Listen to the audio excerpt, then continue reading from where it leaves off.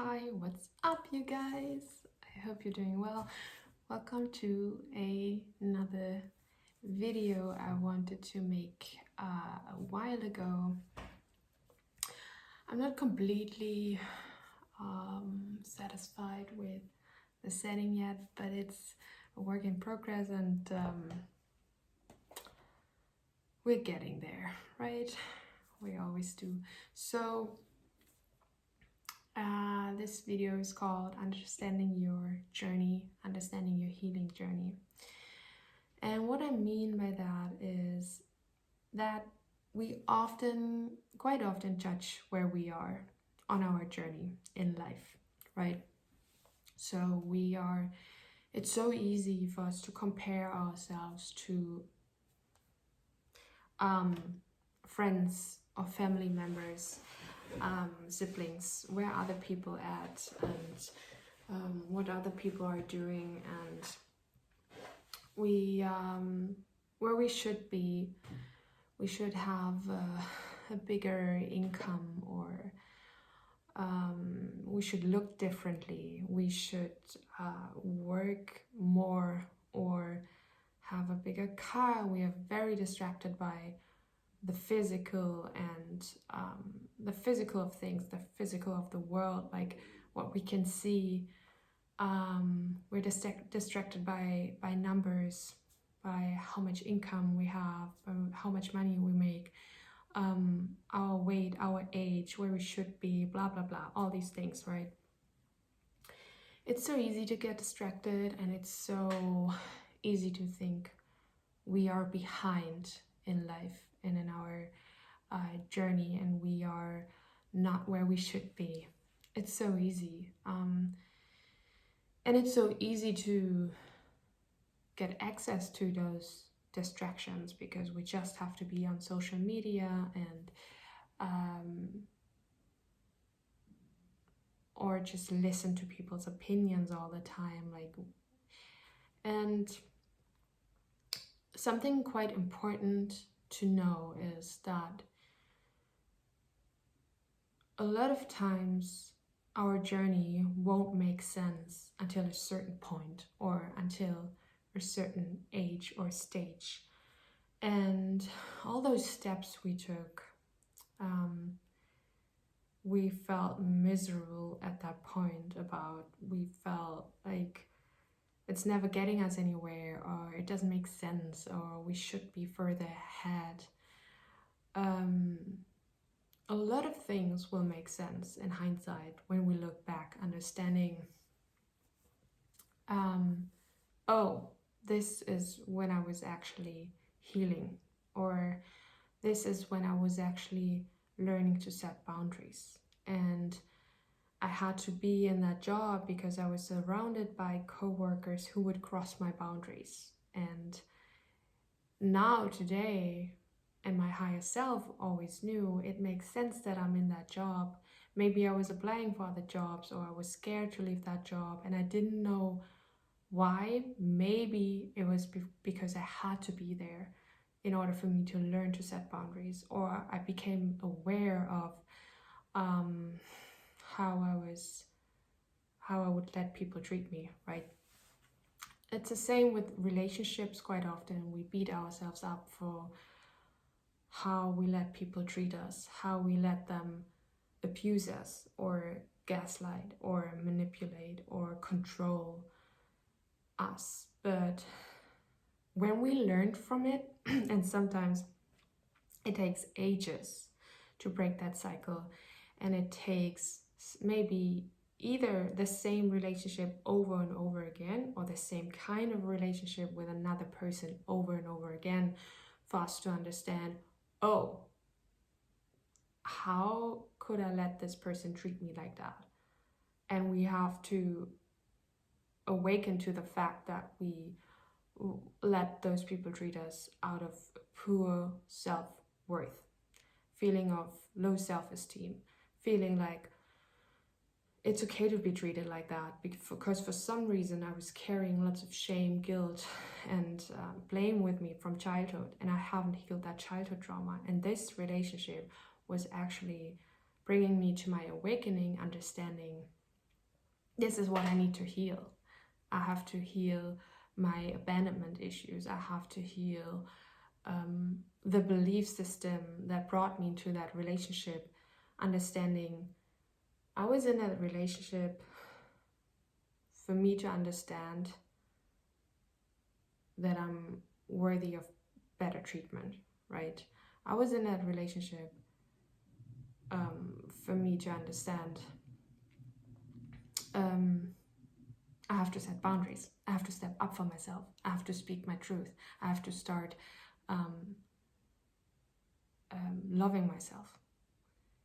And life is continuously painful if we don't look at that. And we will attract the same partner or the same kind of partner, or we go back to that partner or that friendship even, or that job or that boss, and we will attract the same kind of situations until we have that epiphany and understand that this is not how we are meant to feel. It's how we're meant to feel as long as we understand that we don't have to feel that way, right? It's painful until we understand it doesn't have to be painful. It doesn't have to be about suffering. And that is sometimes when we understand further along the road, maybe in our 50s, maybe in our 30s, maybe in our... And the age doesn't really matter. It's just at one point we will understand why our higher self kept us in a job, or why we went back to that relationship. And we never had to. When you choose to heal your trauma today, love yourself today, see your worth today, we are free to decide, and we don't have to be in those situations, right? We have to be there until we understand we don't have to be there. Understanding our healing journey has also to do with not beating ourselves up for where we are, and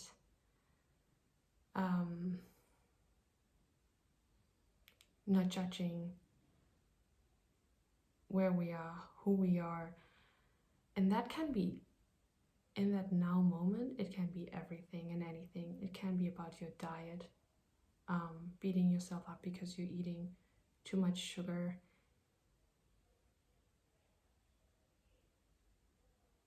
Yet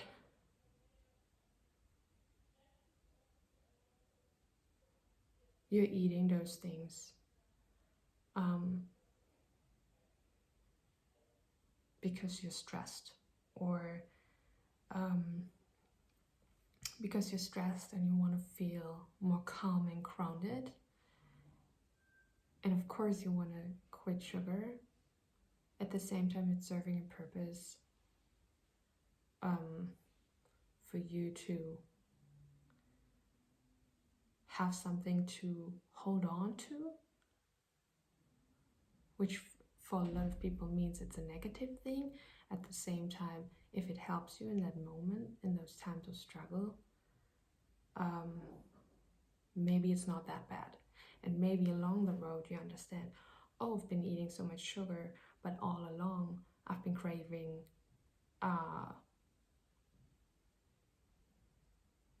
products with magnesium. And further along, you can tell people, oh, if you're craving sugar, coffee, or many different things we would consider bad in times of struggle, maybe try magnesium. And that's what you learned there. And it's just a small thing, but you can give it to others further along your journey. And that's how we learn that everything we go through, everything we experience serves a purpose. And we will ask, why did it have to be so painful? And even the painful lessons are serving a purpose. And sometimes the most painful lessons serve the biggest, are for the biggest awakenings and the biggest purpose. Like those people who experienced abuse, narcissistic relationships, are those who are going to talk about it and help others to heal through it. Or those who were experiencing abuse in childhood will become therapists, right? Just an example of how much our journey is leading to us to where we are meant to be. And sometimes our higher selves, quite often our higher selves, knows about those lessons and knows why we are still here or still in that job, or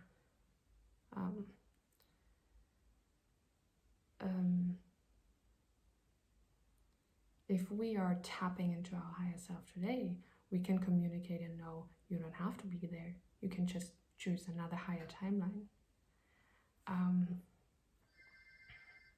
But at the same time, a lot of times we also have to go through those experiences to be more sure, to feel more sure.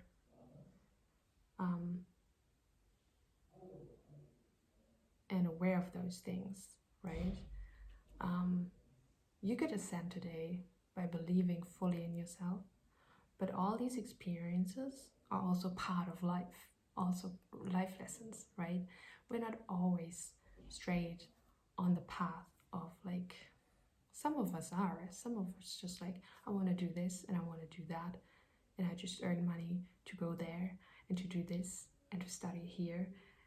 And a lot of empath and intuitives are really confused about that, because for us, life is like so overwhelming by all the things people expect from us, and things people want from us, us having little boundaries, little self-esteem, or feeling just overwhelmed in this world, right? And for us, a lot of times, us adjusting to a new situation takes lots of effort and is a lot of times very stressful. It's not like, oh, I'm just working in that job and it's not a biggie. No, we work in a job and be like, oh, I'm aware of that toxic coworker, I'm aware of that bossy boss, or like that manipulative boss. I'm aware of that controlling energy in all those areas, and everyone just pretends there's nothing going on, right? So that's why things for empath and intuitives are just not like a walk in the park. That is because we are meant for different things, and we are working with energy, and we are alchemizing energy, and we are reading energy, because at some point in our journey we will serve a purpose connected to reading energy and being intuitive, empathic, or sensitive. And it could be anything. You could be a nurse, or you're in a job that requires you to be empathic and sensitive and compassionate, or you will help anyone along that journey, like make it a purpose, like make what felt so heavy being an empath your purpose and your gift, and make it one part of your purpose in life, right? To serve with your wisdom and your knowledge about reading energy, and being highly aware of your environment, right? You're truly serving a purpose by feeling so much, and it feels like so difficult and overwhelming and weird to work in an environment that feels so overwhelming and difficult and toxic. But at some point we will understand, and we have to trust that we will understand. Maybe you become a yoga teacher or a coach, and you will coach intuitives or just people who are talking about that, and you will be able to help them get through, or understanding, or give them advice of what you've been doing. You know, everything we do, everything we go through, it doesn't mean we have to endure pain every time, but it means we are learning lessons. Either we learn the lesson to stay there, try to fix, heal other people, and understand that it's not our job, and we will learn to walk away because we have to build our self-esteem and our self-worth, or we will learn to walk away much quicker or understand right away, oh, this energy is not for me.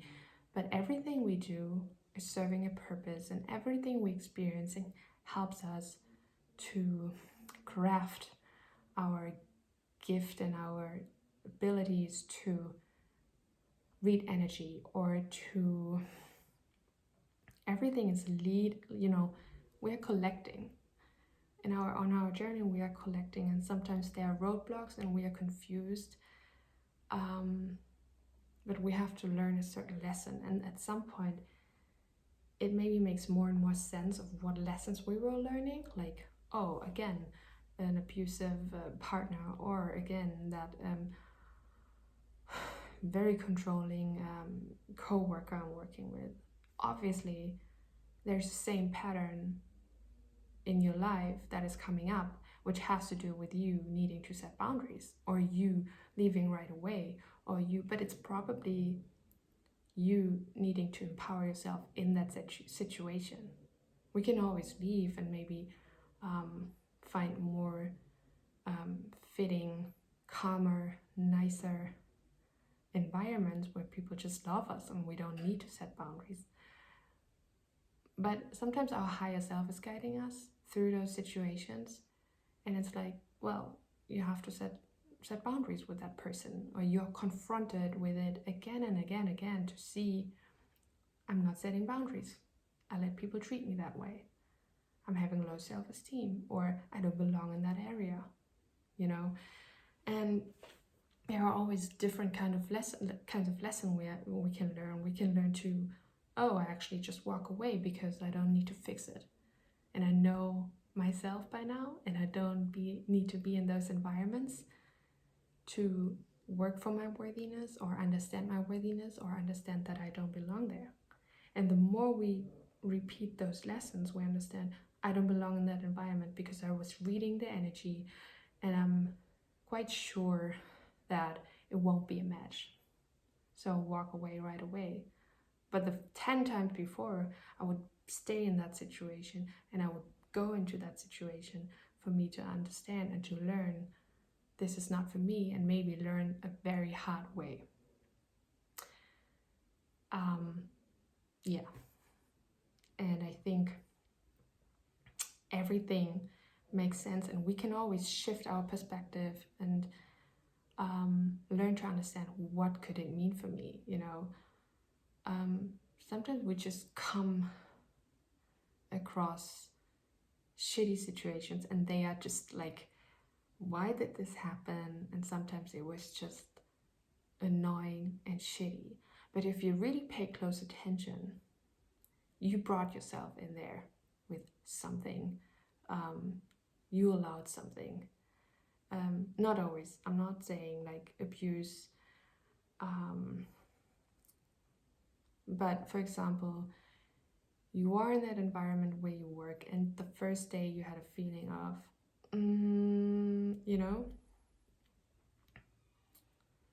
or maybe it is, you didn't have the feeling of it's not right, but you were going into it, and then learn another lesson of, oh wow, people can be two-faced or whatever,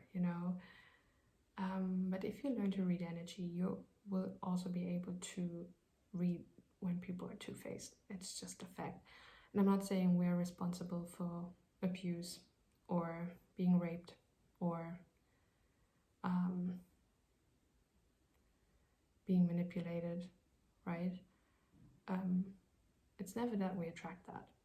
And it's not about us being a bad person and attracting those things. But it is about us and how we can learn to set firm boundaries, to have better sense of self-worth, self-esteem, to walk away or say no, right? This is what we learn. And when we focus on what we learn, we are less likely to stay in a state of victimhood. And victimhood is not really getting us anywhere. But when we can say, oh wow, that happened again. What can I learn? Where can I focus my energy? What is there to transform and alchemize? Where do I need better boundaries, or read energy earlier, or understand my self-esteem and be like, wow, I don't want to make space for that anymore, right? So there's always something to learn from those things that appear, from those things that come up for us. Sometimes it's difficult not to stay stuck in victimhood when the same kind of situation appears again and again, and we are stuck in a cycle, in a pattern. We have to remind ourselves of the power we hold to truly make changes and decisions that are much better for where we want to go. And if it's just little changes today, and envision where we want to go, and understanding I'm worthy and I'm lovable, what can I learn from that, and how can I move forward? Instead of getting stuck in, oh, I failed again, blah, blah, blah. No, today is a new day. The more conscious and aware you are of the present moment, the less likely you get sucked back into trauma and grief, and also blaming yourself for like being there again. No, what can you learn from this? Focus on that, and then move forward for where you want to go. So I think that's it. Thank you so much for watching. If that was helpful, please leave a comment, I guess, and have a beautiful day. Thank you so much.